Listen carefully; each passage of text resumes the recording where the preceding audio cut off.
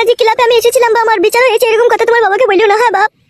না না, এইসব কথা আবার বাবাকে বলে? বাবা যদি কখনো জিজ্ঞেস করে তো শাশুড়ি কোথায় গিয়েছিল, আমি বলবো গঙ্গা চান করতে গিয়েছিল। ওরে আমার বাপ শোনা জামাই রে, তুই 7-8টা ছেলের বাপ হোস রে বাপ, তোকে আমি দোয়া করলাম। হ্যাঁ বাপ জামাই, তো বাড়ি যাবে না তুমি নাকি ক্লাবে থাকবে? হ্যাঁ যাবো একটু পর।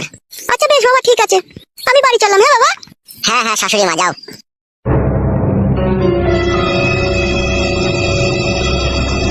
বগা মারানি শাশুড়ি, তোর বুড়ো বয়সেও তোর পাকানে জোর বলে হারি যাই রে।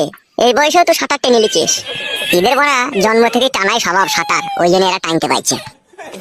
উস্তাদ তোমার মাথায় মারা কি বুদ্ধি, ফটকে শাশুড়িকে পুরো কপি করে ফেলে দিলে তো বড়া। তা তো দিতেই হবে রে কেলাচোদা, নাইলে আমি মজা পাবো কি করে? ভগবান জি তোমাকে কি দিয়ে তৈরি করেছিল উস্তাদ, বাঁদর করতে গিয়ে কুকুর করে দিয়েছে। কি বললি লাউড়া চোদা? না ওই বললাম যে উস্তাদ তোমাকে কালো কুকুর মস্তান করে পাঠিয়েছে, তাই বললাম। ও লাউড়া, তাই বল। বসো উস্তাদ বসো, একটু গেঁজা মেজা খেয়ে মাথাটা ঠান্ডা করো, বসো। এখন গেজা খাবো না বে, গেজা খেলে মাথা হট হয়ে যাবে। পাঁচের দোকান যা, আমার নাম করে একটা বাঙালি আইগা। ঠিক আছে উস্তাদ। তাড়াতাড়ি যাবি। ঠিক আছে গো উস্তাদ, যাবো আর লিয়ে আইবো।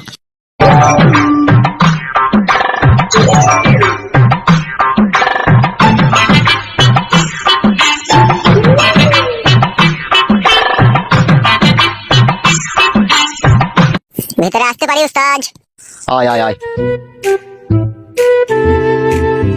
উস্তাদ ও উস্তাদ, হ্যাঁ বে বল, কি বলবি? বলছি আমার শাশুড়ি চাতাল কুঙাটার কি বিচার হইলো? কি কি বললি? আমার শাশুড়ির কি বিচার হইলো তাই বলছি। আর এটা কি যেন বললি?